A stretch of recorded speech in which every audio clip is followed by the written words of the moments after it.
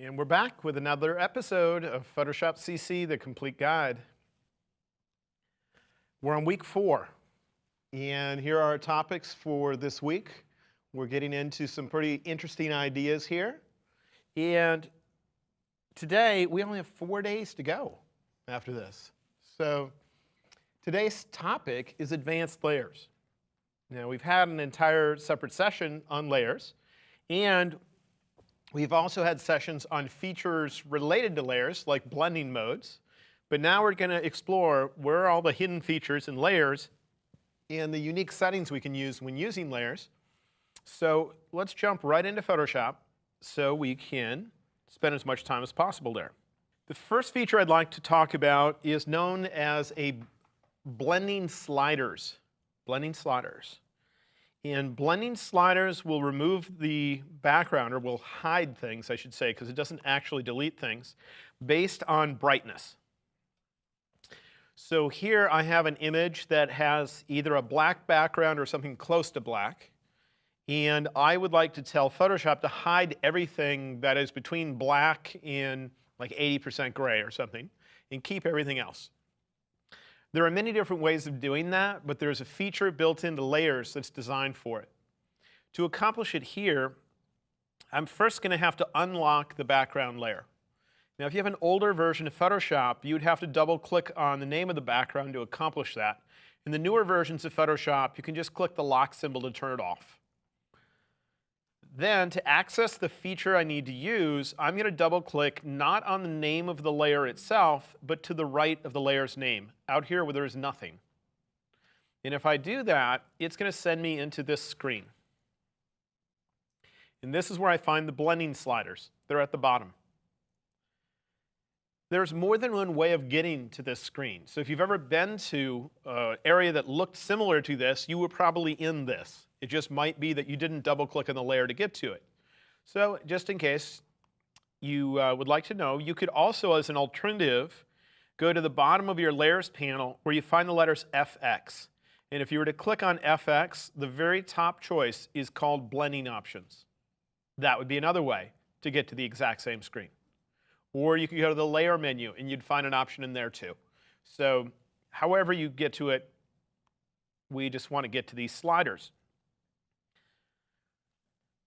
The area is labeled Blend If, and we have 2 sets of sliders. One called This Layer, which always thinks about the layer we're currently working on, and one called Underlying Layer, which thinks about whatever's underneath that layer. And it shouldn't be called Underlying Layer, it should be called Underlying Image, because what's underneath could be made out of multiple layers. And it's not thinking about just one, it's thinking about everything that's underneath. When I pull in this slider like this, anything that is to the left of it, anything in that brightness range, is going to become hidden. So if I were to bring it into the middle, now anything that is 50% gray or darker would disappear. If I go to the opposite side and pull this slider in, anything to the right of this slider, anything in this brightness range, would become hidden. Then if you look at each slider, you'll notice there's a vertical line down the middle, which makes these sliders look a little bit different than others. And that's because you can pull them apart. It's like there's 2 sliders that are magnetically held together. And if you want to demagnetize them, you hold down the Option key, Alt in Windows, and then you can split them apart. When you split them apart, and it's a little bit different, still, whatever is to the left of the 2 sliders, as if they were matched together, one piece, that will still become hidden. And anything to the right of the sliders in this range will be normal. But now that we've split the 2 sliders in half, the area in between the 2 halves is where the image will fade out. So that the area in this general brightness range all the way across here will be normal, and once it gets to right there, it will start showing up a little bit less. And then less and less and less and less. And once you get to here, it won't show up at all. So it's an even fade out between the 2 sides. And so each one of these can be pulled in, and if you hold Option, you can pull them apart. So let's look at some uses for that. Here we have fireworks. If we wanted to remove the background on the fireworks, Wouldn't it make sense to hide the dark parts? And therefore, I would take the upper left slider and pull it in until I see the majority of the sky disappear. Then there are some areas that are a little bit brighter than black that are still clinging to the fireworks, and I could either continue to pull this in until I get those areas to disappear, or I could make those areas partially transparent by splitting the slider in half. Now, I wouldn't usually just pull this over and not split the slider, because if I do, then we have an abrupt transition between the area we're keeping and the area that's hidden, where there's no softness at all to it. It will look jaggy on the edge. And so in almost every instance I ever use this with, I will split the slider in half. It just might be that I don't make a huge gap between the two halves of the slider. So I'm holding my Option key down right now, and I just split that apart. I'll pull it in until those dark areas within the fireworks seem to barely show up, and I'll fine-tune the position of the other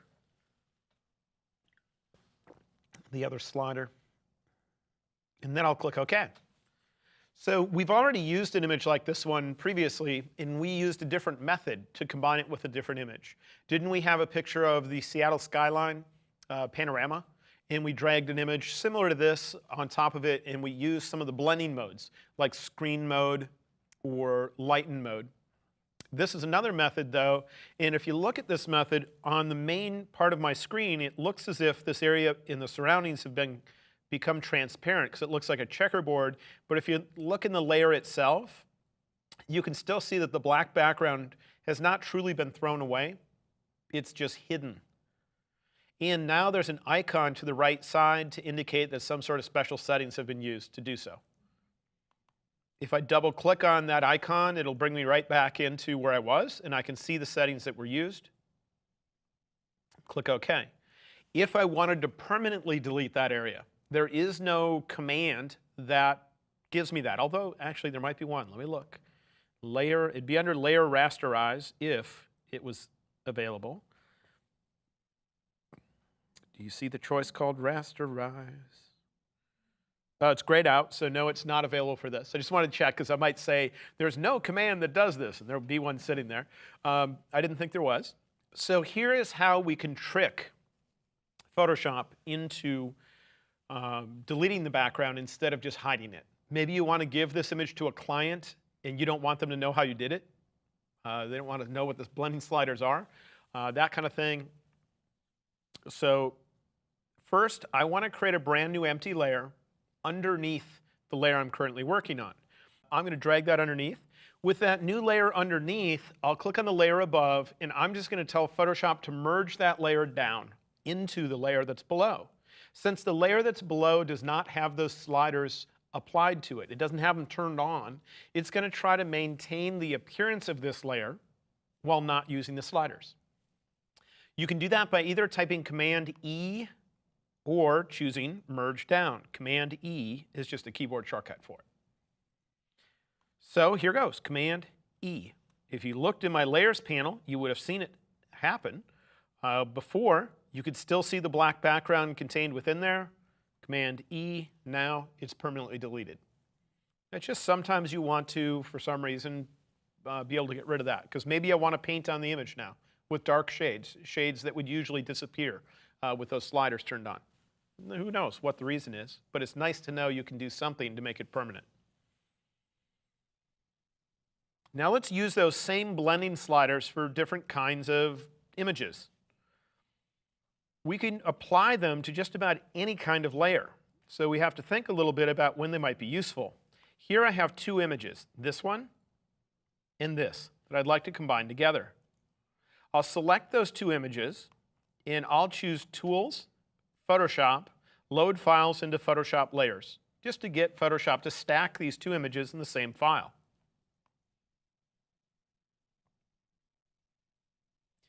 And I'm going to move the layer that contains the bird so it's on top. And let's see if there's any way I can easily remove the background of the bird. Well, if you look at the sky, isn't the sky quite a bit brighter than the bird? So if that's the case, anytime I notice what I would like to hide is dramatically different in brightness than what I would like to keep, then my mind thinks about the blending sliders, because it can only show or hide things based on brightness. And so I'll double click not on the name of the layer, but to the right of that where there's empty space, where there are no icons, there's no text. And that should send me into the layer options dialog. And this time I'm going to use the upper right sliders, which should make the bright areas disappear. And I'll bring it in until the sky starts to disappear. Once most of the sky is gone, I notice some light areas still clinging to the wings of the bird. So I'll hold down the Option key, I'll grab the left edge of the slider I have been moving, and I'll continue to pull it towards the left. By holding Option, it should split apart, and then I can make those areas that were still clinging to the bird, I'll make them partially transparent.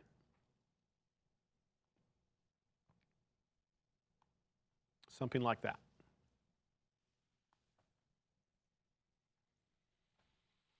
But anytime I see a great difference between brightness and subject, blending sliders might be a fast way of isolating that object and getting it separate. Now in this particular case, if I would like this to look better, because I think the bird looks like it has a lot of grays in it, and it doesn't have much of the orangish colors that are in the background, I might also change the blending mode in this layer. If I were to make the bird print like ink on top of the background, then wouldn't the color of the sky be printed with it, printed together? So I'm going to try multiply mode. And then I notice the color of the sky combining with the wings a lot more. And in this particular case, because the bird is so simple, almost a silhouette, that works. If it was a bright white bird, then doing it wouldn't look right, because the color of the background would be combined with it, and it wouldn't look like a white bird anymore. But in this particular case, I think that made for an easy composite. Sometimes I want to combine two images together.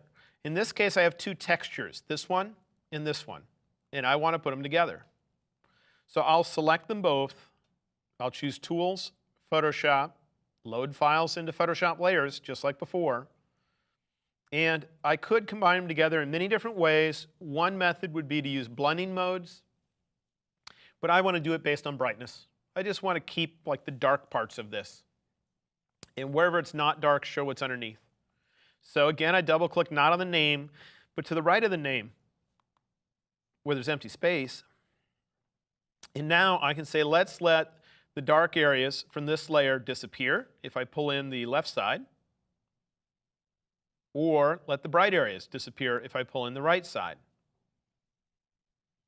And then I could split the slider by holding Option to get a blend. I might need to get them quite a distance apart before it looks like at all a natural blend. But I'm not liking that quite as much. Well, I think what I actually want is I want the dark parts of what's underneath to show through.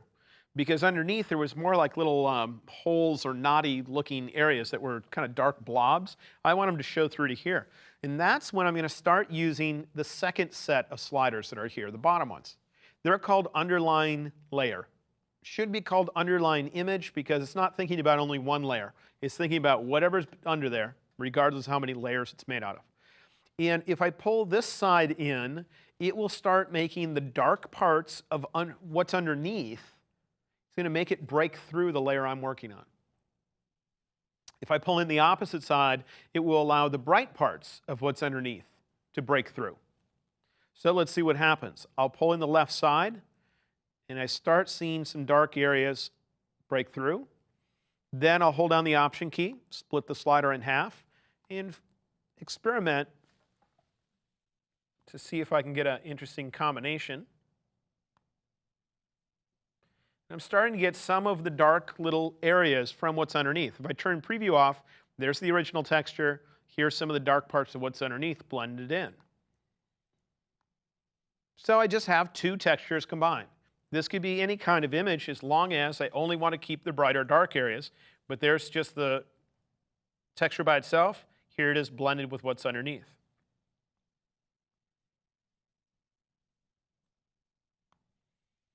So when might we need to use some of those sliders on something other than just putting one image on top of another?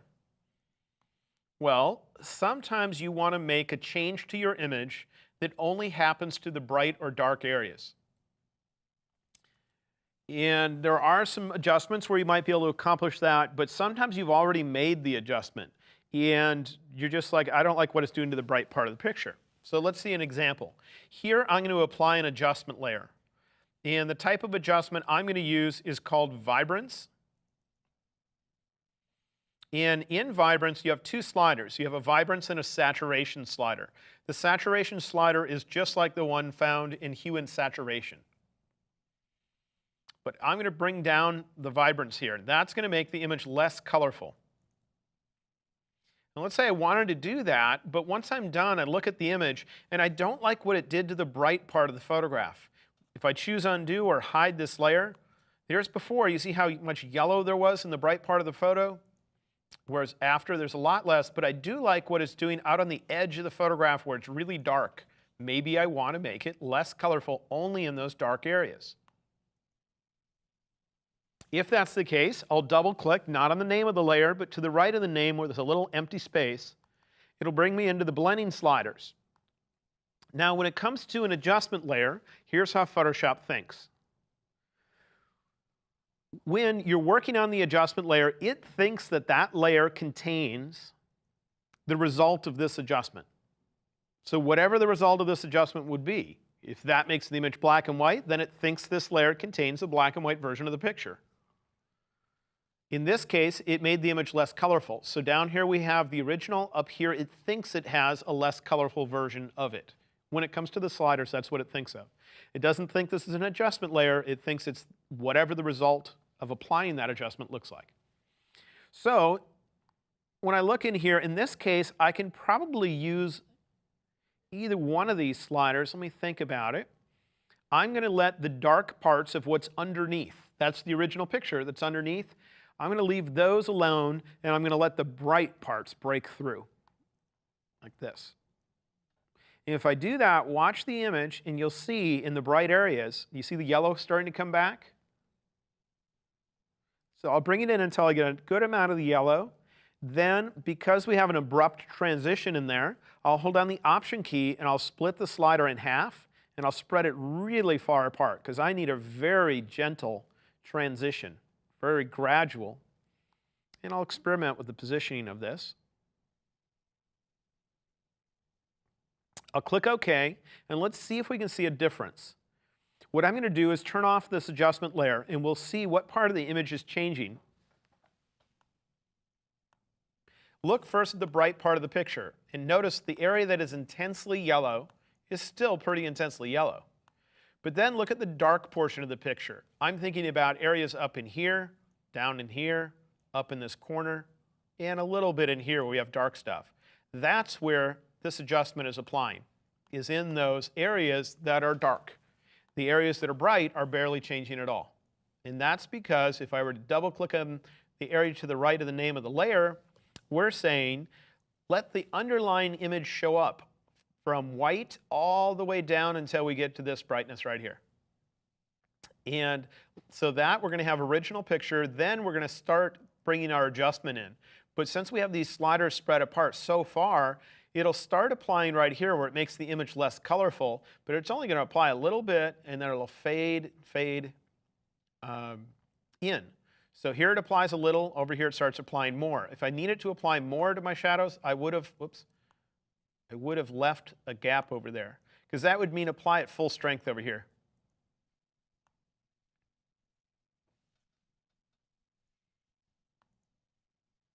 Let's look at a semi-practical example of that.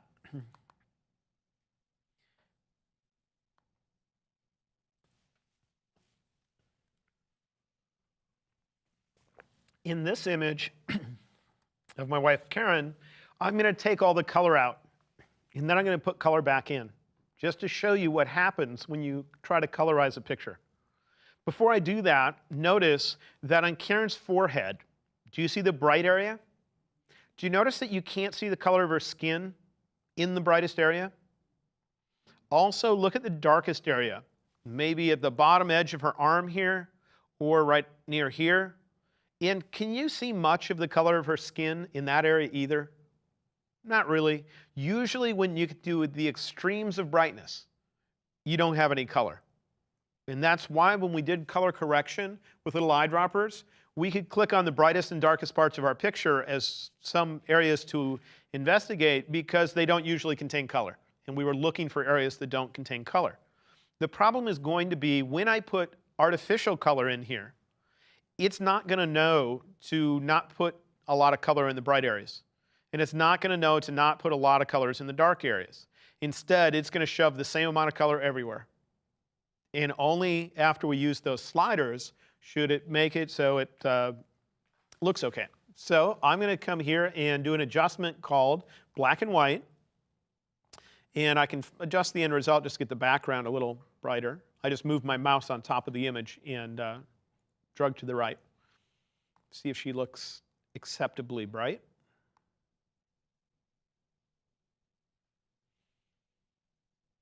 So there I pulled all the color out. I used a black and white adjustment layer so my image is still in RGB mode, meaning it's still in a mode where I can have color. And now what I'm going to do is there's many different ways of adding color to an image. One is I could use an adjustment layer. The adjustment layer called Hue and Saturation has a checkbox within it called Colorize. Because usually the sliders in there won't do anything unless there's already color in your picture.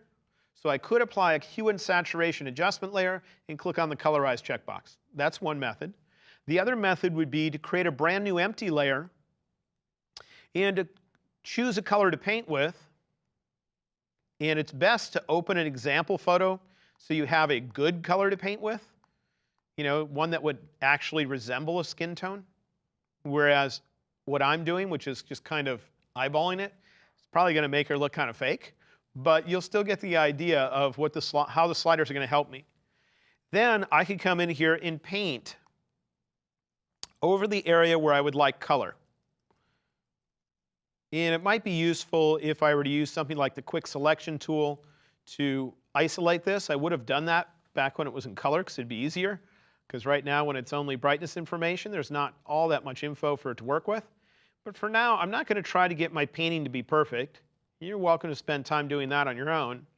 Instead, I just want to show you what's going to happen when I apply any kind of color to the image. And then I'll show you how to limit where that color is applied so it doesn't apply quite as much to the bright or dark areas. Let's just get an okay amount of paint in here.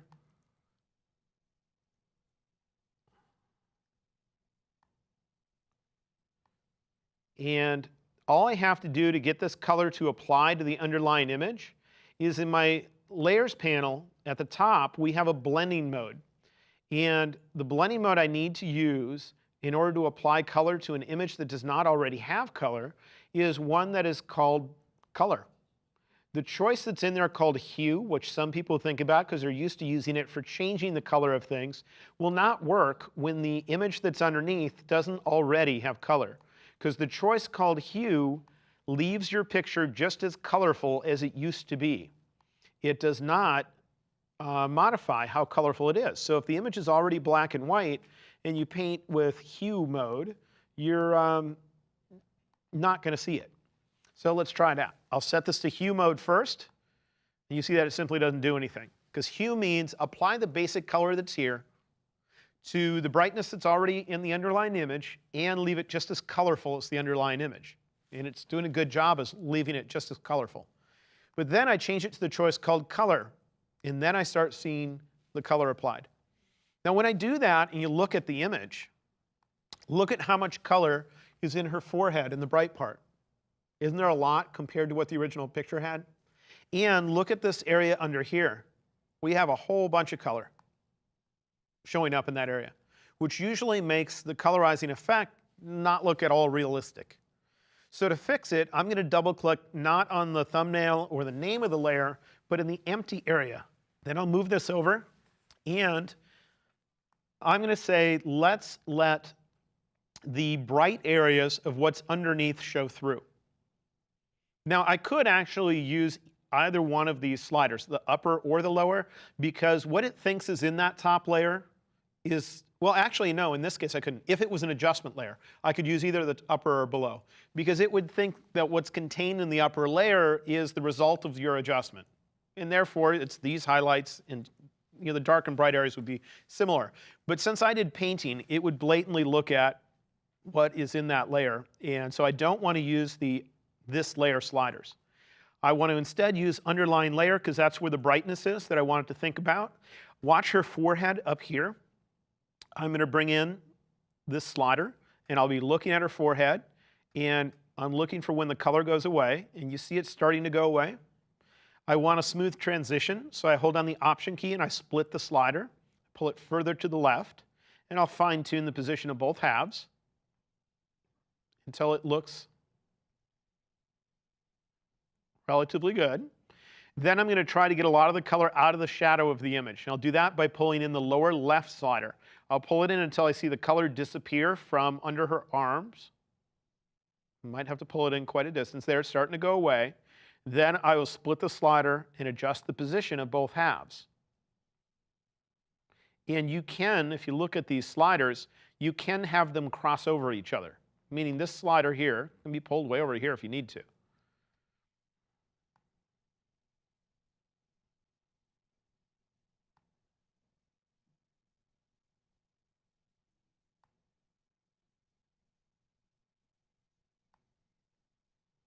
Okay, somewhere in there. Now I might need to change the actual color I'm painting with. Remember, I chose the color off the top of my head, just guesstimating. Usually what I do is open a full color picture of a person, grab the eyedropper tool, and click on their skin. Grab the color right out of there. But I didn't have the example image handy. So I'm going to turn the preview checkbox off, and let's see if we can see a difference. Before, do you see how much color is in the highlight on the forehead? Afterwards, there's less. Look under the arm before, under the arm after. And I could probably fine tune it even more, spreading out the sliders a little further, that kind of thing. But you get the idea that we can have control over it. Then what I could do to fine tune the color is, since all we have in that top layer is a solid color I've painted with, I could adjust that layer. And this is a time when I would not use an adjustment layer. Because all I want to do is act as if I painted with a different color. And therefore, I do want to directly affect what's in this layer. What's in this layer is a single color, so it doesn't really matter. It's not like it's got a lot of detail to it. So this is one time where I choose image adjustments, hue and saturation, instead of an adjustment layer, because then it's just going to change the color of what's sitting in that particular layer.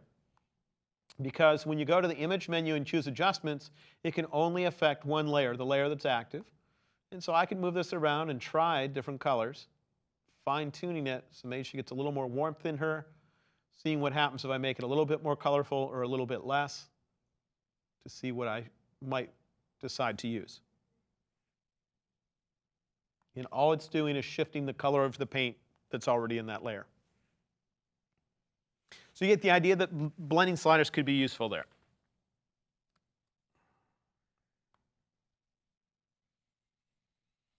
You can sometimes use them to remove the background on clouds, depending on the image, because the blue sky is often darker than the clouds. I should mention something there, and that is sometimes you'll have difficulty getting the clouds to show up enough. And if you do, I want to give you one little tip that might be helpful.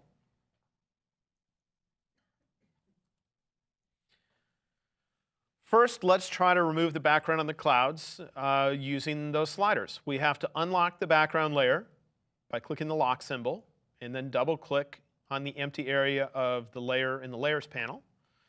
And then I would say let's hide the dark parts of this layer, right? So I start to bring it in. Eventually, we get to the blues. I try to get as much of them to disappear, and I stop if too much of the clouds start disappearing. So do you see how the edges of the clouds are starting to break away there? So I might stop about there. Then I hold down the Option key and I pull this further.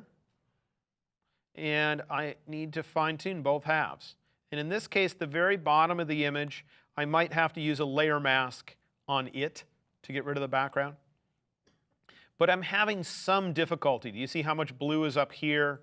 There's still some clinging and all that. I don't know if I'll be able to completely fix this or not, but the main thing is right now it says blend if gray. That means think about a grayscale version of this picture. Ignore the fact that the sky is blue and just look at how bright it is. Act as if you're working on a black and white. But if I click there, we have red, green, and blue available, and that is thinking about your channels panel. If you don't have your channels panel open on your screen, you can go to the window menu, and that's where you'll find the choice of channels. And here I have my channels panel. And just glancing at it, I can tell which channel makes the sky separate from the clouds the most. Can you just glance at them and see which one makes the sky more dramatically different than the sky or than the clouds in here? It looks to me like the red, doesn't it? Now you can control the size of these by right-clicking in the empty area below it. And I'm just going to set it to large so it's easier for you to see. But here's the red, green, and blue that this image is made out of.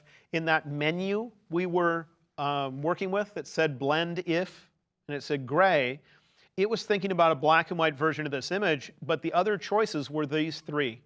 And so I can have it look at this black and white version of the image, or this one, or this one. So I'm going to tell it to work on the red.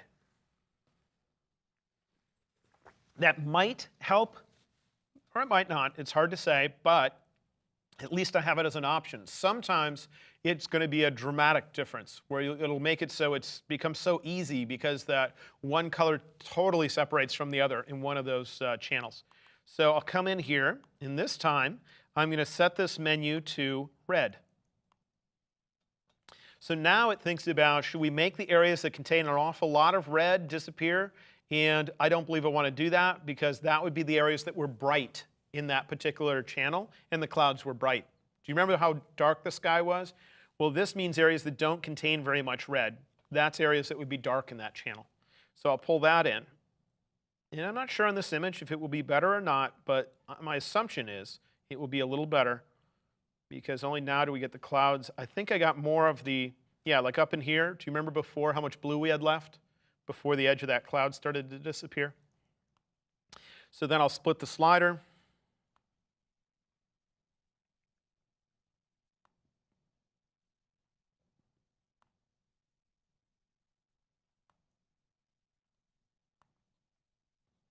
And if I was going to put any kind of blue background, having the littlest hint of blue on the edges isn't going to harm me. It'll usually look fine. But that's one option we would have with clouds. There are other options, though, for getting rid of the background on clouds, but one of which is just doing it based on brightness. So if you ever have difficulty with the blending sliders and you notice the subject of your photograph is quite a different color than the background, it's not just a separation of brightness, it's a distinct different in color. If that's the case, go look in your channels panel. You'll probably notice that one of the channels makes those two things become more dramatically different in brightness, and therefore will make the blending sliders easier to use if you tell it to use that as your source. So that's enough about the blending sliders. Now let's move on and talk about other features. I would like to discuss both the shape tool and layer styles. I'll open a few different images. This image here was created completely with the shape tool and layer styles. And let's open another one.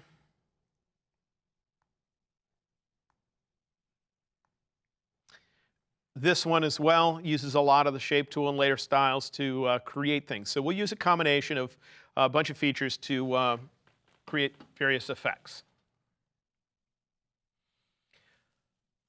And we'll start with this simple empty document, and then we'll move on to those. First, the shape tool. If you look in your tools panel, down near the bottom, just above the hand tool, is a slot where usually you'd see just a rectangle sitting there, but if you've ever used it before, it might look like a different shape.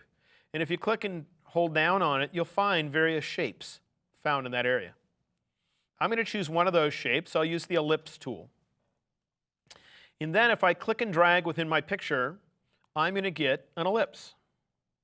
If I want it to be a perfect circle, hold Shift before you let go. Shift will constrain things.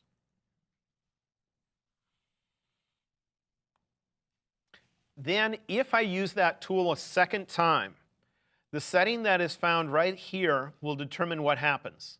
With default settings, each time you use the tool, you would get a new layer. I'm going to tell it instead to either add to this shape or to take away from this shape. And I'll switch between these things. But for now, I'm going to tell it to take away from the shape. And what I might want to do, though, is draw the second shape first. I'll come in here and say Combine. I'll draw my second shape. I'm just going to draw one on the inner portion here.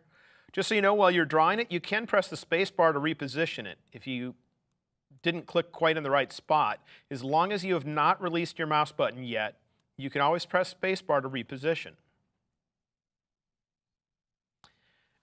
After I've drawn that shape, I'm going to tell it to then subtract from the shape that was already there. Then I will use the same tool over again, and I'm going to draw another shape. Hit my space bar if I want to reposition. And I wish the properties would not pop up every single time I draw a shape, but I'll put it over here because it insists. And this one I'm going to tell it to add to or combine. And I could just continue this process. What's nice is I can also type Command T to transform if I wanted to put it at a slight angle. And I can create all sorts of different shapes in this way.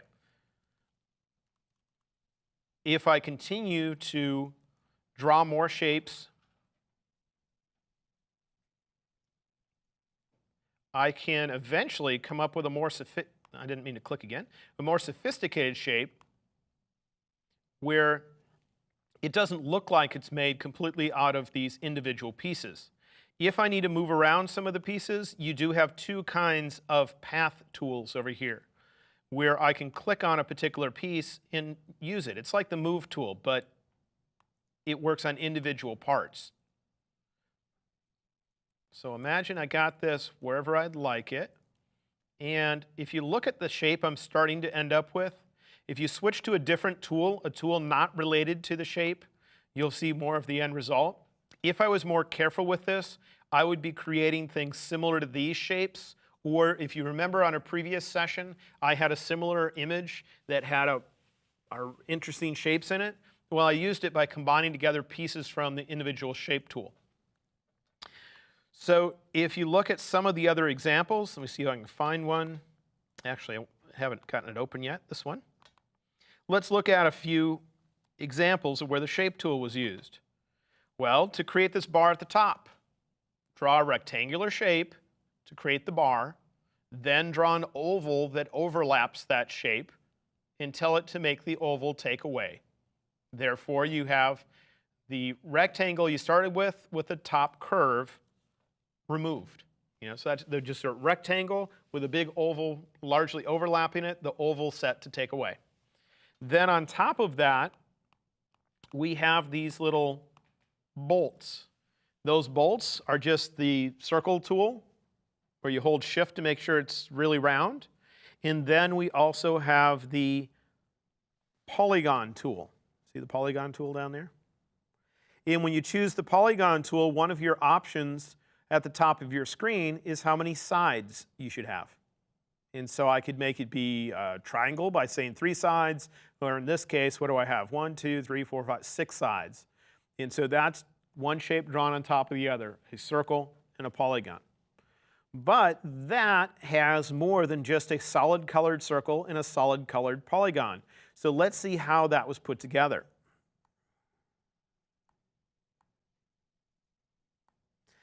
I have those as smart objects. The reason why I have it as smart objects is because we have 4 of those used total. And if you remember when we talked about smart objects, that if you turn one thing into a smart object and then you later duplicate that layer multiple times, it thinks that each duplicate points back to the same original, and therefore I could modify the original and would update every use of that element. So I'm going to go in and edit the smart object, and we'll see how it was produced. Here we are. If you look in the Layers panel, it's pretty simple.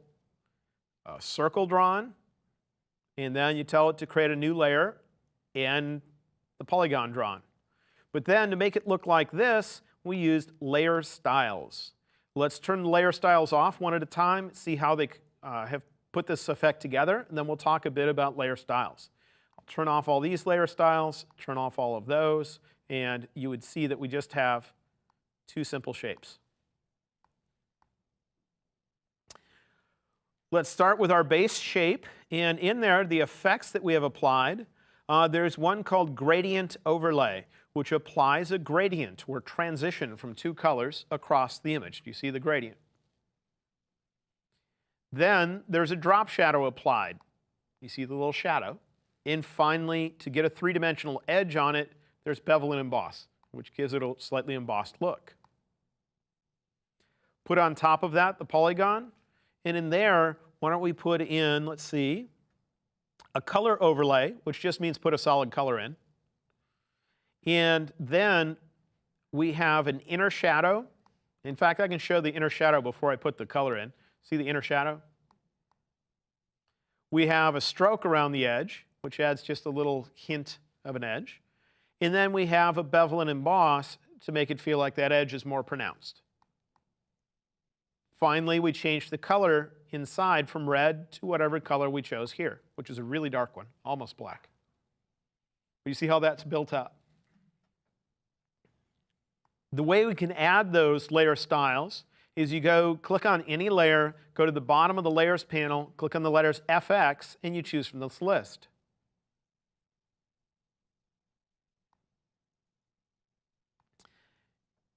And then you'll have the options for that particular choice. It looks like there's a whole bunch of options, and there are, but when it comes to bevel and emboss, you mainly have the size, which is how much does it encroach in towards the middle of your layer. So if I brought the size up more, you'd see it on the right of my screen.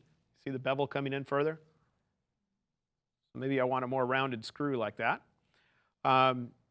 Then we have the depth itself, which controls the highlight versus shadow, how much contrast is there in there. And this is the angle of the light source. There's also a choice versus up versus down. Up means, does it stick above the surface we're thinking about, or is it instead pushing down? That just reverses the where the shadow is. So now it looks like it's indented instead of sticking up. Most of the other settings are unimportant. This would be the color of the highlight, the color of the shadow, and all that. If you want to get in there and really tweak it, you can, but most of the time you don't need to. So you can see how it's built up just from those effects. So now I'm going to take this, and since I made a change to it, I'm going to close this document, and when I do, it'll ask if I want to save the changes. I'll click Save, and that should update my other document so that if I were to zoom up close on those bolts and choose Undo, before they were more of a flat head, after they're a bit more rounded, because I modified their settings. And all of them updated because it was a smart object. And when you duplicate a smart object, they all think that they're pointing back to the same original. So when you double click on the layer, the little thumbnail for the layer to view it, you're looking at the original that everything points back to. So any change you make affects it. Let's look at the bar at the top. This is that bar. You can see once I click on it, there's the big oval that is overlapping a rectangle. The oval is saying take away from. It has some layer styles applied, and let's take a look at what they're doing. I'll turn off their eyeballs. You see that was just a red bar. In there, we've added a pattern overlay. And that pattern overlay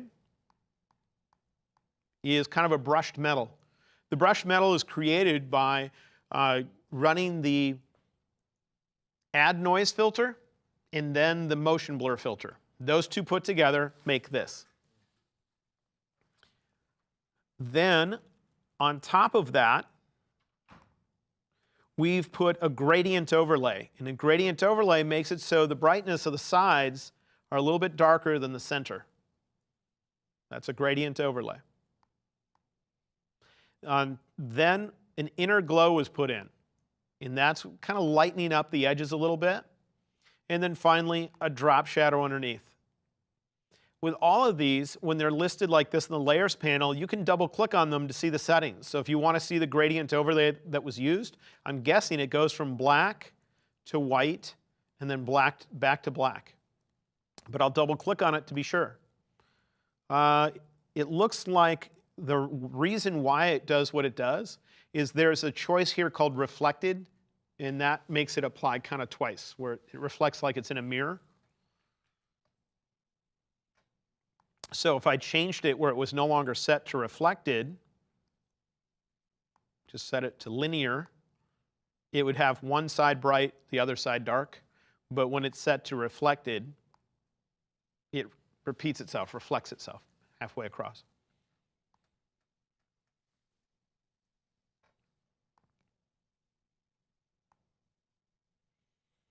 We'll come back to this image because there's other stuff going on within it I'd like to discuss. But before we do, let's look at some of our other images. This particular image is primarily made out of shapes and layer styles. If I turn off one of these and then another one, you'll see that each one is on its own layer. So they just kind of build up. They're just being rotated. In the next layer down, it might have been scaled a little bit. I'll turn those back on. Let's just look at one, which would be the top one. And we'll look at only it. We'll expand its layer styles, and it's made out of only 3. If I turn them off, that's the shape. And that was created with the shape tool. Make a circle, tells it to take a circle away from the circle and fix the edges a little bit, or just modify them. On top of that, we have a drop shadow, which is relatively predictable. Then we have something called satin. And satin is an effect, if I double click on it,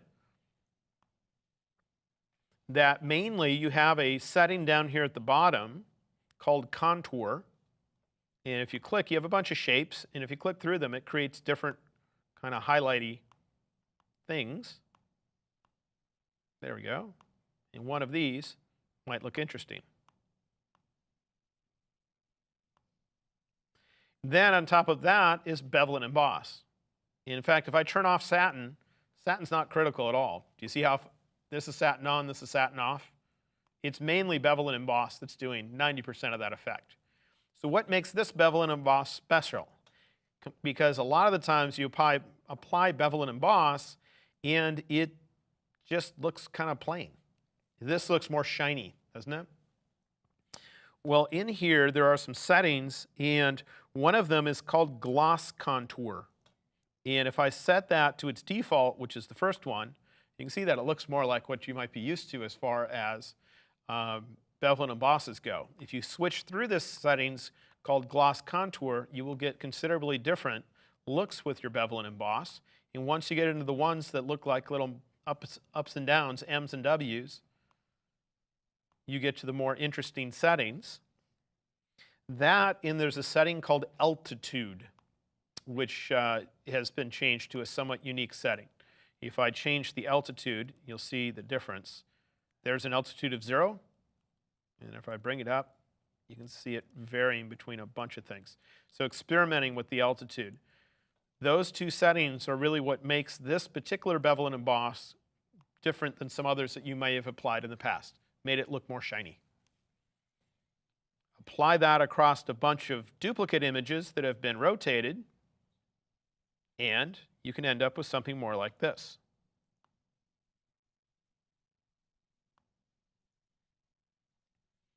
So some people think of the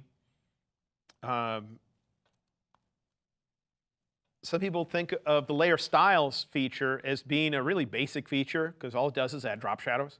But I find it can be a huge feature to work with because I can use it to create something out of just the shape tool and a few little styles that to me looks very useful and interesting.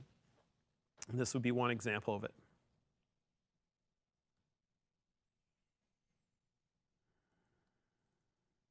Now, when you use layer styles, there's something you might need to consider, and that is if you have more than one shape, the way a layer style interacts with things can be a bit different.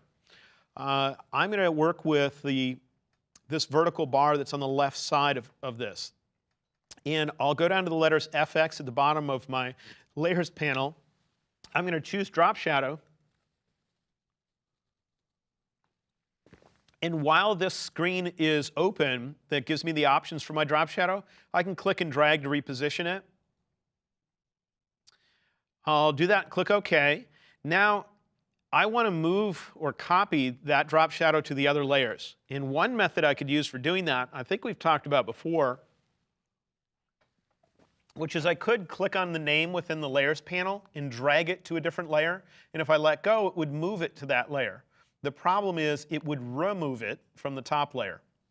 So I have to hold on the Option key if I want to move a copy. I hold Option, I drag to the next layer down. I hold Option, drag to the next layer down. And I could do that. But I'd have to do that a total of about 8 times to get through this whole document. I'd rather not. So let's look at another method for doing so. Once I have it on one layer, I could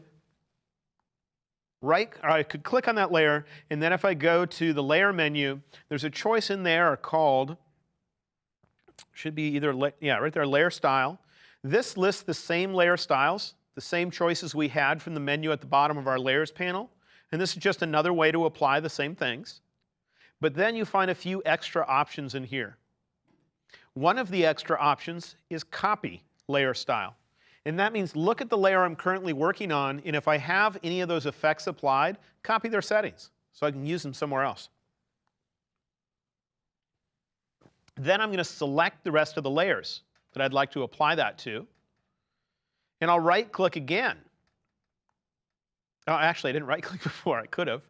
I'll go back to the layer menu again. And in the same area, I have the choice of paste layer style. And that's going to suddenly paste it on all those layers. What I could have done to get to the same choices that are found in this menu is to right-click. And that's what I usually do. That's why my brain kind of automatically went to that. If I were to right-click on the word drop shadow, I would also have copy if I hadn't already copied it, paste, and you'll also find clear if you wanted to get rid of it from all those layers. But if I do that, you'll notice that it treated each layer separately. I wanted it to treat the entire end result as one shape so that it wouldn't have a drop shadow going over this area. Instead, it would think this vertical bar is the same as the horizontal bar that's here, the same piece. So let's see how I could accomplish that. First, I'm going to right-click on the word drop shadow on any one of these layers. I'm going to choose clear layer style to have it get rid of all those effects from the layers. Then I would need to put these layers into a group. In this particular case, they're already in a group. I just took them out of the group so I can show you how it's done, in case you haven't done it before. I'm going to click on the top layer, hold Shift, and get the bottom layer that I'm thinking of. And at the bottom of the Layers panel, there is a little folder icon. And in the newer versions of Photoshop, if you have more than one layer selected, when you click on that folder icon, it will automatically move the layers you have selected into that folder. If, on the other hand, you have an older version of Photoshop, you have Photoshop CS6, let's say, then when you click on the folder icon, I think in CS6, it would just create an empty folder. And you would have to manually drag those layers onto the folder to tell Photoshop you wanted them in there. There was a trick in the older versions, and that is you could have held down the Shift key at the time you clicked the folder icon. And you'd have to do that in order to get it to automatically put them in the folder. But with this version, if I just select the layers, I don't have to hold down any keys. I can just click on the folder icon, and it puts them in there. So now that's a group. And if I open the group by clicking on the little triangle next to it, you'll see all the layers contained within. And what's nice is I can then add a layer style to the group. And it'll act as if whatever's inside that folder has been merged together into one piece before whatever effect it is applied. So I'll right-click on that, and I'll choose Paste Layer Style. Because remember, I copied the layer style before. And now do you see that it treats all those pieces as if they've been combined together into one before it adds the drop shadow. You can also add a layer mask to a group. And then that layer mask applies to every single layer contained within the folder. So let's say I make a circular selection here in the middle.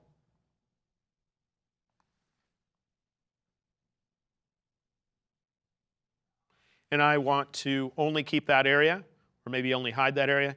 I'll add a layer mask to the group, and now everything in the group is clipped. So that can be a convenient. Sometimes I have a bunch of adjustment layers in a document, and they're only affecting the main subject matter of the image. They're not supposed to affect the background.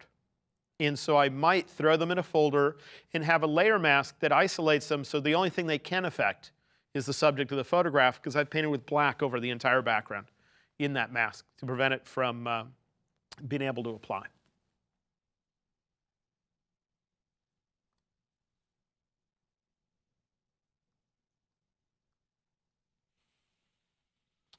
Here there are a few weird things being used. This was made a long time ago, so it's not using the most modern features in Photoshop, but I just like to detail a couple things in here where I'm using some more advanced layer features. Do you remember how I already told you to make brushed aluminum, you do add noise and then motion blur? And that's all that is, add noise, motion blur. To make it look like a drill hole here in the metal, I did add noise, and then there's a spin blur. Is it called a radial blur? Can't remember. But it spins things as it blurs, kind of like a tires in motion, kind of blur. And that's all there is in here. That's what that looks like. That's what that is. That's add noise, and then I can tell you the filter in a second. The filter is called radial blur. And when you do radial blur, you choose the choice of spin. See spin? Just spin it a lot. So anyway, if you do that to noise, you end up with this. Now that just looks like some spun noise. It doesn't look like a drill hole into metal. So what I did to it is I added a little bevel and emboss style to it, which just gave me that little shadow, and it also put a highlight on this side. But then on top of it is something special. Let's see what it is. What's that? Well, let's deconstruct that. Let me undo all the special features that are in there. Take me a moment to do so. Don't look.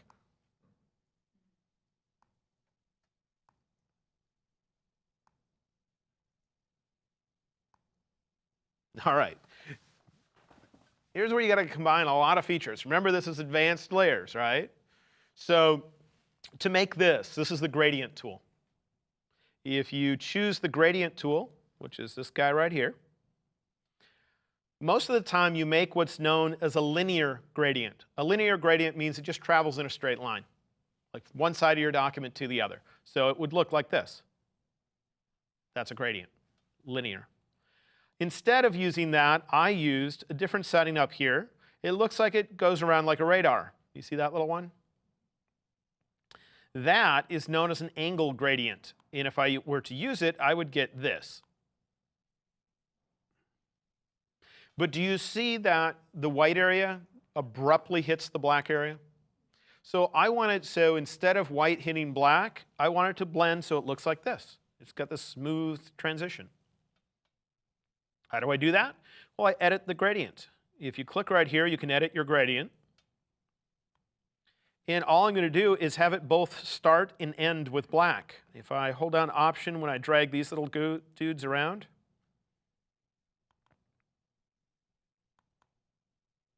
actually, am I dragging the wrong ones? Yeah, I got to drag the bottom ones. Get rid of these guys. This determines what it is I'm putting in there. I can hold down Option to pull over a copy, and I'm just going to make this so it both starts and ends with black. And it goes to white a few times. I'm holding Option to move copies of these.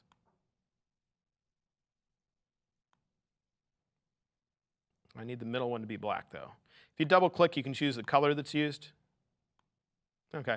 Do you see this gradient? It would start with black, go to white, go to black, go to white, and go to black.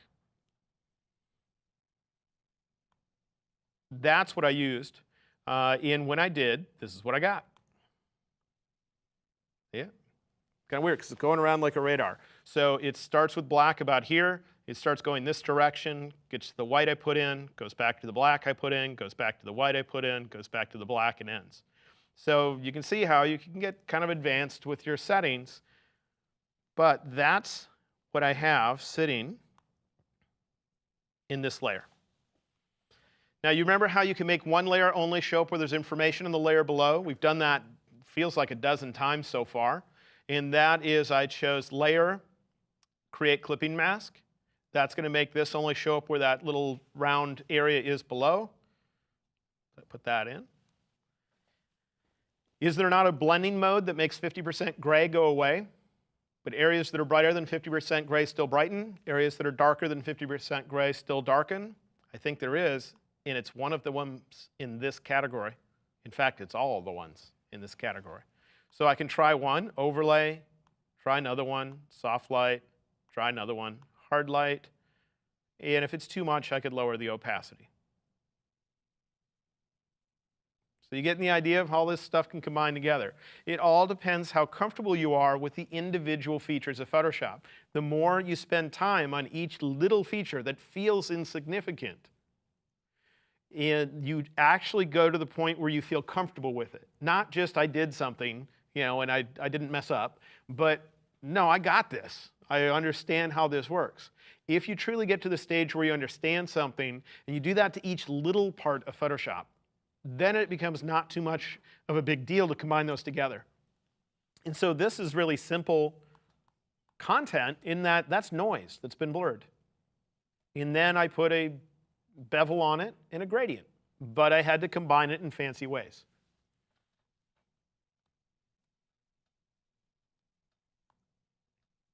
Not everybody will need that. Then let's talk about organizing our layers.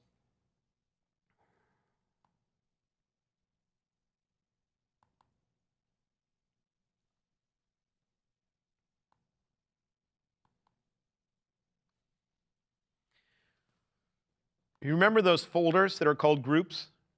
Well, they can be used to really simplify your layers panel. If you end up with a very complex image, then I would suggest before you save and close that image and think you're done with it and you might revisit it months later, is to clean up your layers a bit. So if you look at what we have here in our layers panel, I've organized all our layers into various folders. Whenever you do that with folders, the eyeball icon next to each folder will show or hide all the layers contained within that folder. So here, I might have a dozen layers making up the backdrop of this brochure, but I can easily turn them on and off with a single eyeball. Then I have some fake Polaroids in here that I can easily turn on and off with a single eyeball, and do the same with the top bar.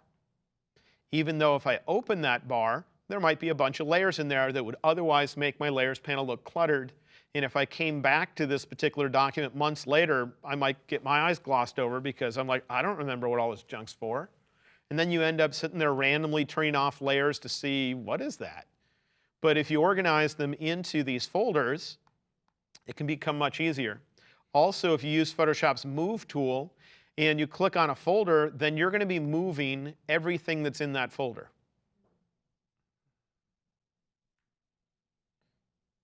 And so therefore, if you ever are going to later on need to possibly move things separately, you could organize them into folders.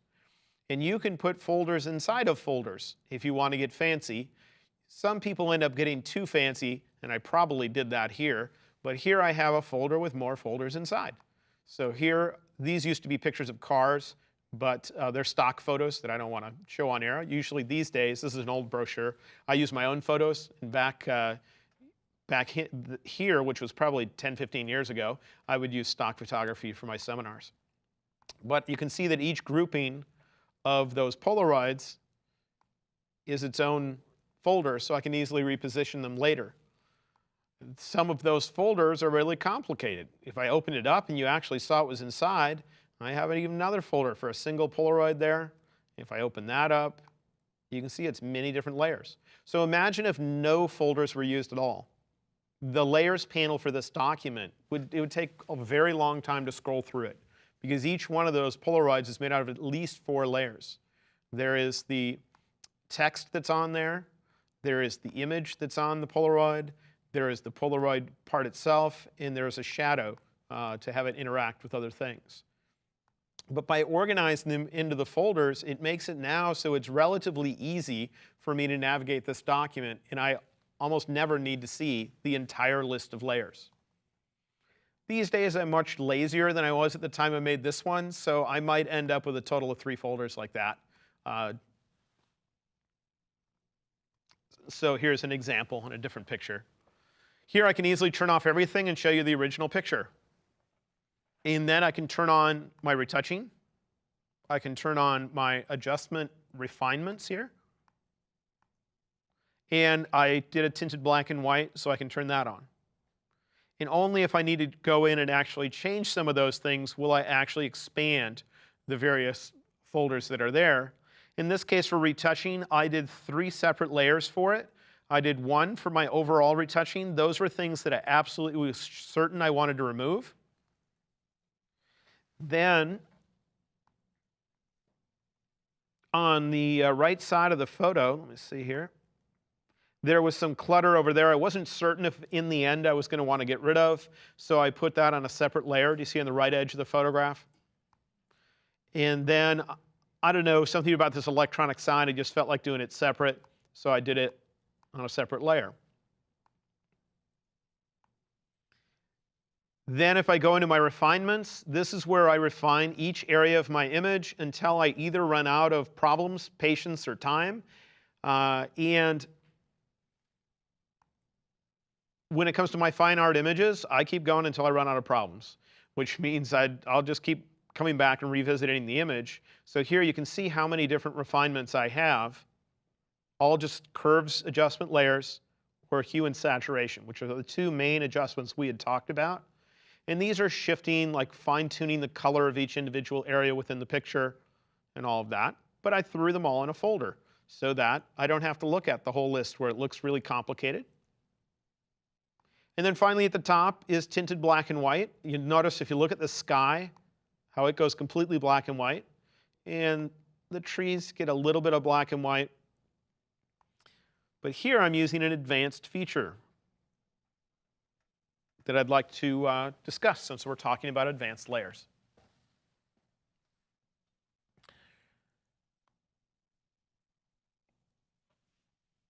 I have a black and white adjustment layer here. It is located inside of a folder, which is known as a group. Most of the time, your adjustment layers come with masks, and you could paint on the mask to say, I don't want this black and white adjustment layer to be able to affect, let's say, this area. So I paint with black there. Completely paint with black to say, bring that back. Don't let my black and white adjustment layer apply there. But then I decide I want to have just a hint of the black and white adjustment layer removed from the trees. Well, if I do it on the same mask, then the areas where I painted with black to say completely remove the adjustment, and the areas where I paint with a shade of gray are mixed together and makes it difficult to change later because I end up with masks that look rather complex. Lots of shades of gray in them and things. But here, let me show you what I have, and then I'll show you how it was set up. Here I have various layers. These are what's known as empty adjustment layers. What's an empty adjustment layer? It's an adjustment layer that would not change the look of the image whatsoever. Imagine you went to brightness and contrast, and you did not move the sliders. You just clicked OK. You'd get an adjustment layer, and if you turn on and off the eyeball on it, it wouldn't change the look of your image whatsoever. These happen to be curves adjustment layers, but it doesn't matter. They could be levels, brightness and contrast, or any other adjustment where you didn't touch the sliders at all, and therefore it did not affect the look of your picture. Okay? Then I'm using a special feature which allows me to have each one of these masks that are up here be applied to this. And what it allows me to do is this particular one, if I show you a color overlay, I'm hitting the \# key to get that. In those areas where you don't see red, the opacity is set to 100, which means knock out 100% of that black and white adjustment layer. Eliminate 100% of it. And that's why those areas are in full color. Then this adjustment layer here, if I turn it on, is applying to where the trees are. You see that? And its opacity is at 37%. And what that means is that this layer is knocking out 37% of the adjustment that's below it. And I can adjust it. I just click on the word opacity. I want to knock out 100%. That's all the color coming back. Or I can narrow it down. And all I'm doing is adjusting my opacity. Then I have another one here. This one is causing just those little lamps on the very top to be worked on. And that's cutting out 77% of the black and white. Then I have another one. That's the station itself. In that one, I'm having cut out 50% around of this black and white. If this was all in one mask, which is what you'd usually have here, I would have an area that is white. I would have an area that is 35% gray. I'd have another area that's 50% gray, and another with 70. They'd all be intermixed, and it would be almost impossible to easily make changes to those individual areas. But doing it this way allows me to have tremendous control. And so let's look at how you can do this. I'll turn this off and recreate it. I'll leave it here just so I can steal from the masks that are there, but we'll act as if we've never done it yet. First thing I would do is create a folder that's known as a group, and name it whatever you want. Then I would put an adjustment inside of that folder. In this case, we'll use black and white.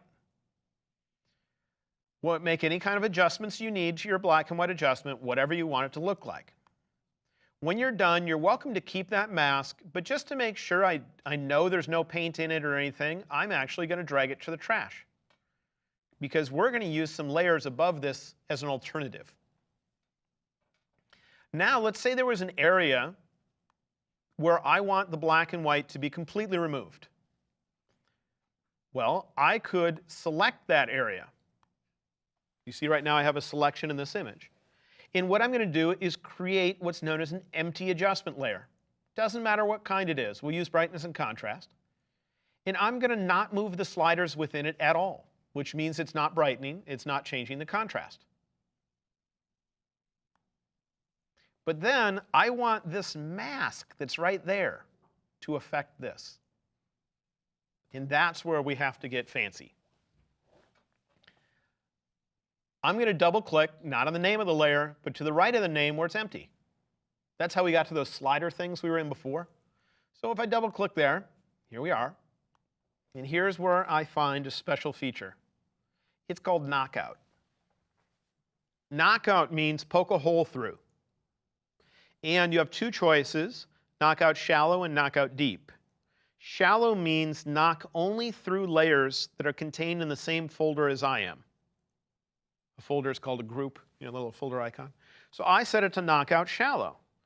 And now when I click OK, do you see those areas suddenly are not affected? Because now wherever this layer would usually do anything at all, which is where the mask would be white, it's knocking a hole through whatever is below it in the layers panel. This could be a picture, this could be anything. This will knock a hole through it. But it's going to stop knocking once it gets out of that folder and gets to the rest of the image. So then I find another area. Let's say it's the trees.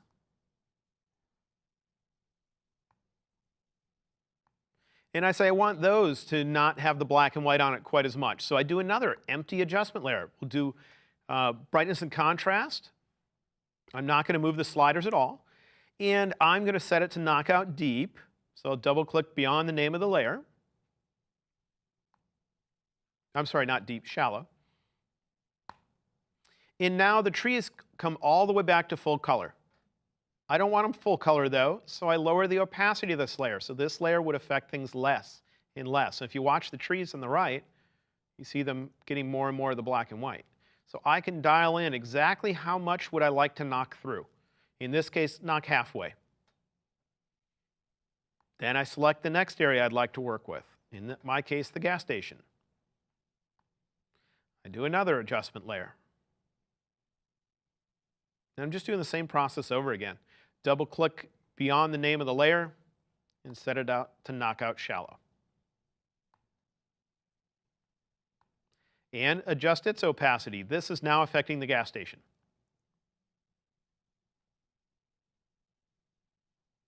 And just continue until you have as many masks as you want. You can have 50 of them there if you want. But in doing so, we have more than one mask applying to this, and I can click on the mask and control the opacity. So everything I put in this mask in general is white to say this is where I want this to happen. And then this opacity setting up here actually controls how much of the black and white will be knocked out. And I find that makes this tremendously versatile. Just remember the setting called knockout shallow. Shallow means only knock through what's in this folder. The one called knockout deep would knock all the way through every single layer until it hits a layer called background. And if there is no background on that layer, it's going to knock through and show you a checkerboard to say there is no background down there. So I think I have one that used that here. Here, do you notice I have a background layer? And here I have a black and white, and there are a few layers. Here, there's no folder involved. So if I wanted to knock through this black and white adjustment layer until you get to the normal image, in this case, I'm using knockout deep. There's just no folder involved. If these three were in a folder, I'd use knockout shallow. But it's the same process. I happen to put some on this mask down here, but there's my black and white adjustment layer. I painted in this mask only to control where it completely disappears. Then up here I have the bridge, and I can control the opacity. For 100%, it pulls all the black and white out, and then I can dial it down. And then up here I have the trees, and I could either bring it up to get it completely gone on the trees or dial it down to see what I like. But I find being able to do that gives me tremendous control. It's not for everybody. Some people are just not that keen on adjustment layers. You're not as comfortable using masks and things. But once you get comfortable with adjustment layers, once you get comfortable with layer masks, and you really get them in your workflow, and they're no big deal at all, then you can start thinking about this kind of stuff. If adjustment layers and masks are still new to you, then don't think about this at all yet. Just think, oh, he did something weird. I'll go look at that video in a year or two.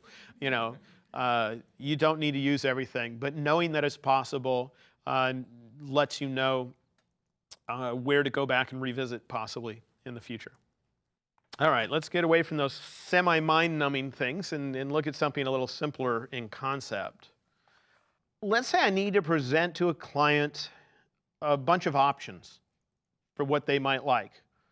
In this particular case, I had a client, and they wanted me to remove the background on this particular image, which I did using this mask, using the same techniques that we used when we did advanced masking.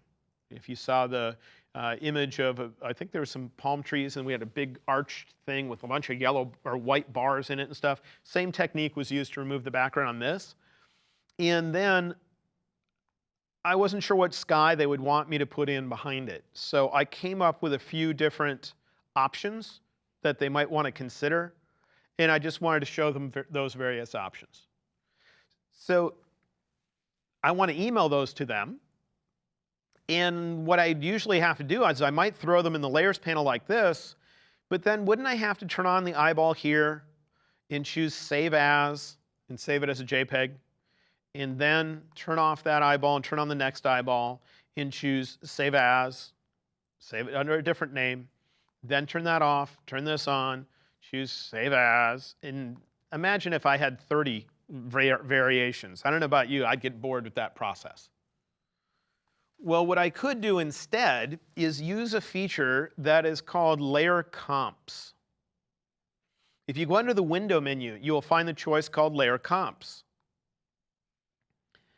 With Layer Comps, we can have Photoshop remember which layers were visible. And I believe we can have it remember which layer styles were applied as well. And so I already have this set up. I will just show you what it does, and then I'll show you how to set it up. But in here, I've set it up so they have a total of 4 options. And if I click on these little boxes over here on the left side, I'll switch between them and just watch the image. Okay. I'll get rid of these layer comps. I just selected them and hit the trash can down at the bottom. And let's create them ourselves. So what I'm going to do is get one set up so we'd have the sky. And at the bottom of the Layer Comps dialog, I'm going to click here. That means New Layer Comp. Now it asks me what I want to save. I'm going to name this Option 1. And it can save the following changes that you make to your layers. The visibility of various layers, meaning the eyeball icon.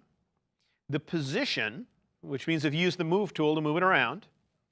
In the appearance, which means the blending mode and the layer styles, like bevel and emboss, those kind of layer styles. And I can also put in comments. Click OK. And so far we have one layer comp in here. Next, I'm going to turn off that eyeball, and I'm going to turn on the next. And I'm going to save another layer comp, and I'm going to call it Option 2. Then I'll turn off that and turn on the next. And I will save another layer comp. I'm just going to repeat the process until we have them all.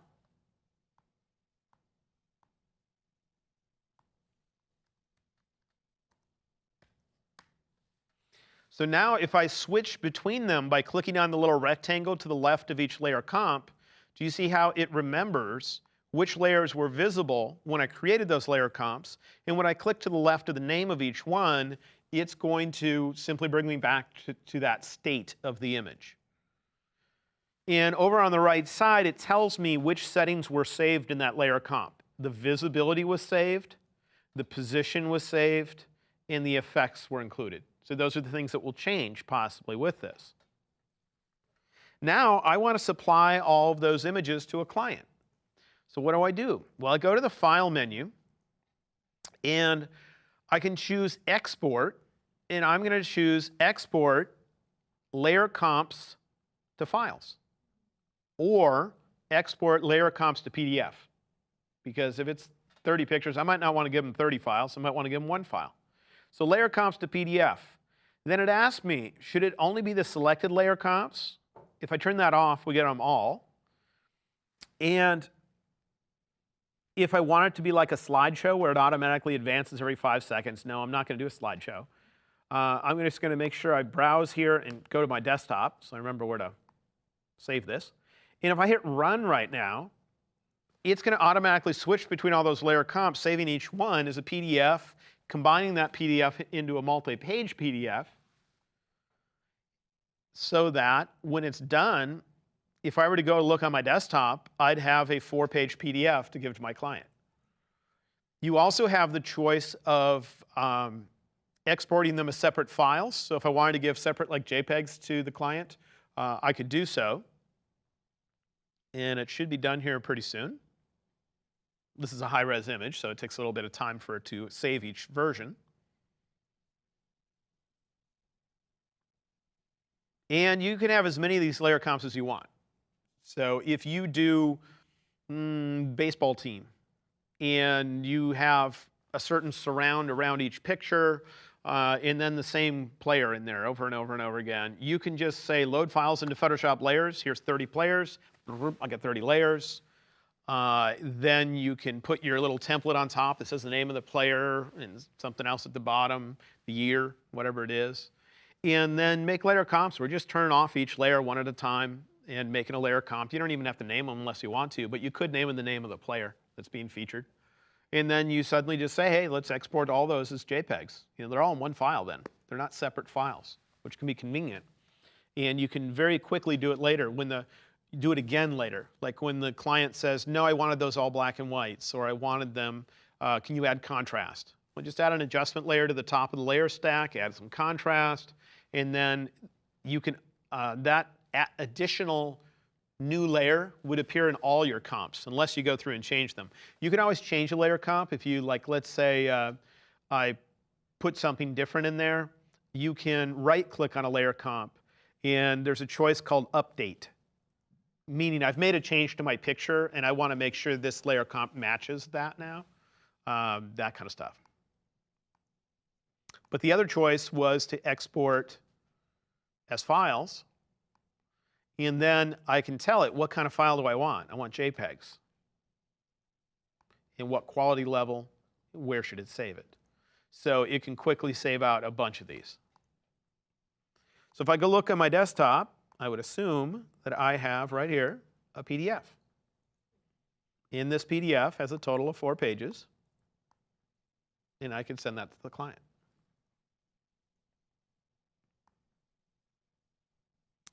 Another instance of that would be a calendar. If you got a calendar, you're probably going to put that calendar all in one document, and you could organize it using your folders so that each one could be turned on and off for maybe the top for each month or whatever it is. And you'd have to have the numbers in different positions on various ones, but you could put it all in one document. And then you can create layer comps so that here's my January calendar, there's my February, there's my March, April, May, June, and so on. And then you can export that as a PDF. You made it all from Photoshop, all in one file.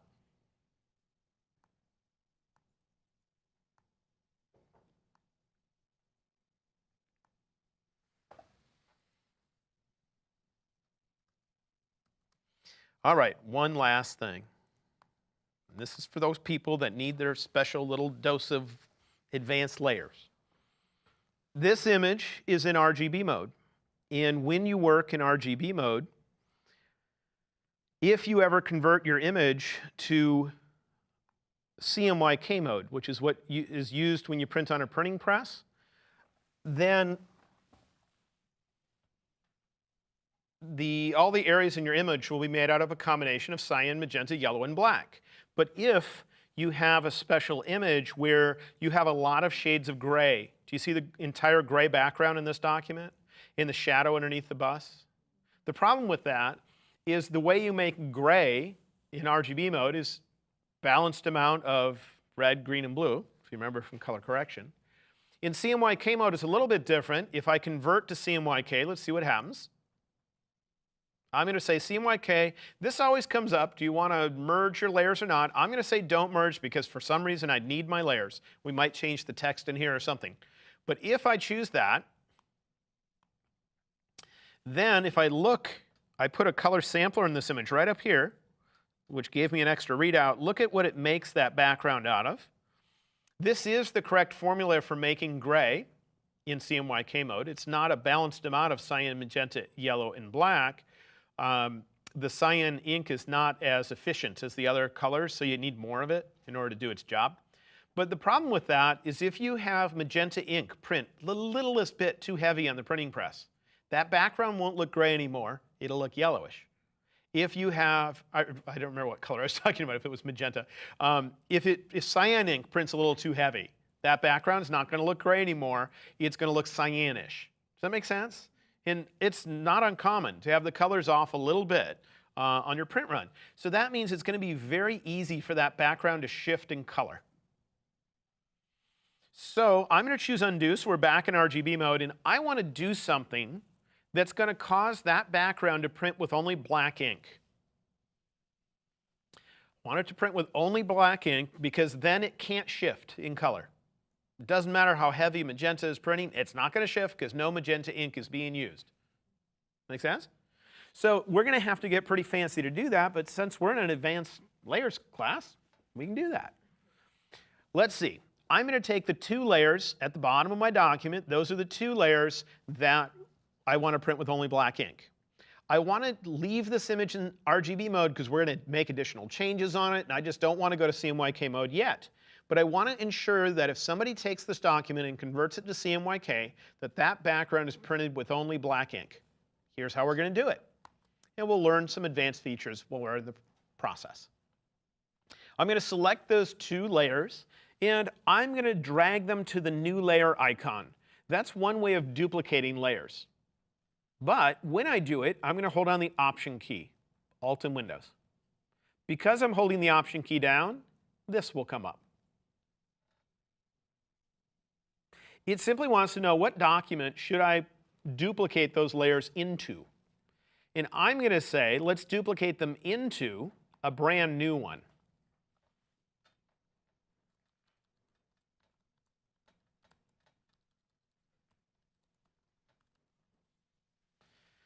I'm just telling it to go to a brand new document. That's what this pop-up menu does. Then I'll click OK. And we're going to have a copy of those two layers sitting in a brand new document. And the other document's still sitting there. I'll pull this over so you can see it. There it is, behind. That's the RGB document. Here's our duplicate. Now I'm going to take that image, and I'm going to change the mode of it to CMYK mode. I'm not going to merge the layers because I just want to keep them. And if I were to look at what this is made out of, it would be like most images. If you look in the info panel, and that is, can you see that all the colors of ink would be used? In fact, look at how much black ink would be used in this area. 1%. I don't want that. I want it so it only uses black ink there. So let's use a special feature in our layers to make it so it only prints with black ink. I'm going to double click not on the name of the layer, but just beyond it. Same way we got to those sliders, same way we got to the setting that was called knockout. And this comes up, and there I find some checkboxes, which means which of these channels, or in this case, inks, should we use? And I'm going to say don't use any cyan, don't use any magenta, don't use any yellow. Therefore, it should only use black. I'll click OK, and since we removed all that other ink, this lightened up a tremendous amount because it didn't change the amount of black ink that would be used. It just said we're not going to use any. We're going to use everything except for black. And there was only 1% of black ink in there to begin with. Do you remember that?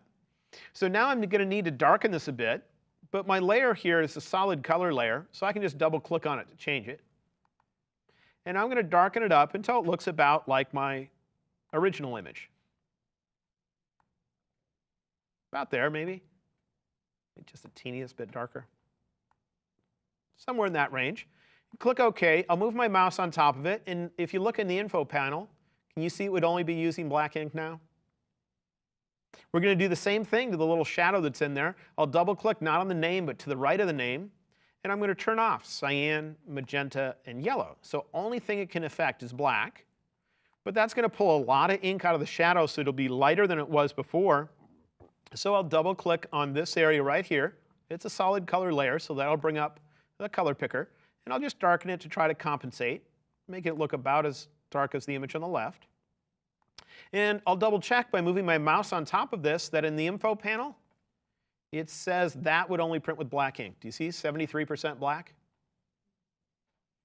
But now I wanted that to be in my RGB document so that some other people could work on it. That's the mode they're used to working on. And I want to make sure that when they convert this back to CMYK mode, that it goes back to what we have here, just black ink.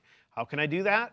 I'm going to select both layers, and I'm going to wrap them into a smart object.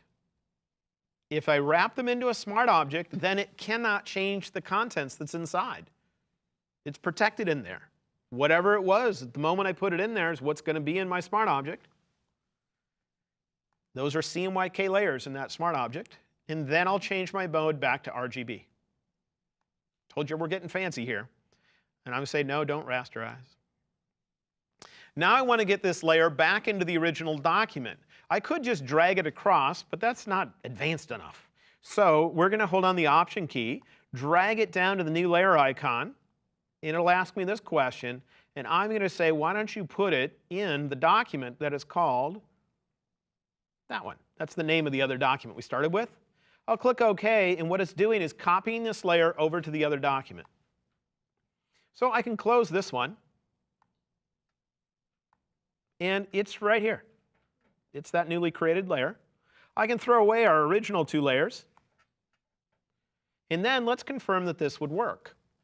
We'll open the info panel, and it's going to first preview what it thinks it's going to end up with over here where it says CMYK. And it looks like it's screwed up, not going to work, right? But that's a smart object. And what's inside that smart object is CMYK layers. But right now, being in RGB mode, it can't quite figure that out. It just kind of translates them a little bit. If, on the other hand, I change my mode and I say don't merge, don't rasterize, look at the CMYK numbers. This is only using black ink.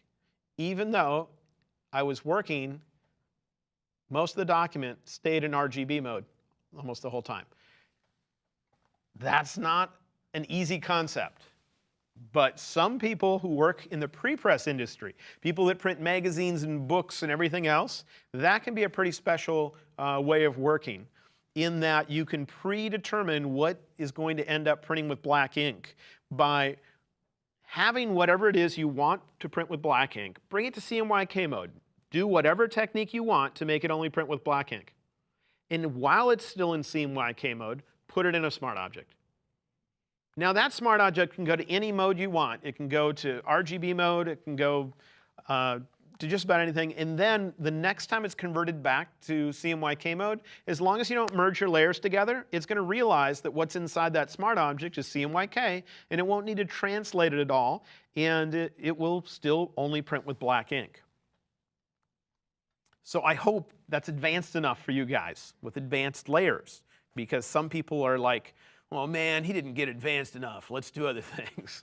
And so I needed to at least come up with one thing that was pushing the boundaries a bit. Right? I used to work for companies that would print a lot, and I know how to do key lining, typesetting, stat camera work, retouching negatives that would go off to the printing, and all that kind of stuff. And black-only shadows were very important back when I did that. And with Photoshop, it can be quite a frustration that they're not easy to make sure that certain things print with only black ink. But we can if we know enough about our layers. So for some of you guys, what we covered today in this session, you'll only use a little bit of it. Those blending sliders, though, I bet you could get right on those, because if you have some clouds, the background on the clouds is much darker than the clouds. We can get rid of that background. You got fireworks, you got lightning, you could use it in there. You got a tattoo, or you have your signature you scanned in. This is another way to get the white paper to disappear, but keep that black signature or that black tattoo that you could translate then or transplant to somebody else's body. There's all sorts of things you can use with the techniques that we have done here today. I just wanted to make sure I introduced you to the more advanced side of layers. So let's think about what we're going to have tomorrow. Tomorrow is all about tips and tricks. And that means all the little things that we haven't had time to talk about on the other days, because we've been working with big subjects and haven't had the time for the little details. Also, tomorrow we'll look at some of the other new features in the version of Photoshop that was recently announced. I believe it was announced on the 20th of June.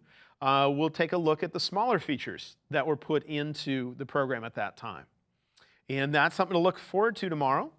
Between now and then, though, why don't you go to the Facebook group and let us know, are you using the features that we use today? Have you thought of any uses for them that I didn't bring up today? Because we'd love to learn more from the collective knowledge of the group. If you haven't been to the group yet, there's the web address to it. You do have to request to be a member of the group by clicking a button that requests membership. It takes us just a little while to approve you, so it might be an hour or two or maybe the next day, and then you can get in there. The reason for the approval process is because only people that are members of the group can see the posts. That way you can post in there saying, I have no clue how to do color correction, and your clients don't see those posts unless they're a member of the group as well. You know? But otherwise, if you want to find me online, here are various areas you could go to. If you want to find me on Facebook, or if you want to go to Pinterest, Pinterest, I don't just post my photography and stuff. I post everything I'm interested in. I mean, I have over 20,000 people following me there, and I rarely post anything that I made. So it's all just cool stuff that I run into. So be sure to check that out. But this has been another installment of Photoshop CC, the complete guide. I hope to see you for the next one.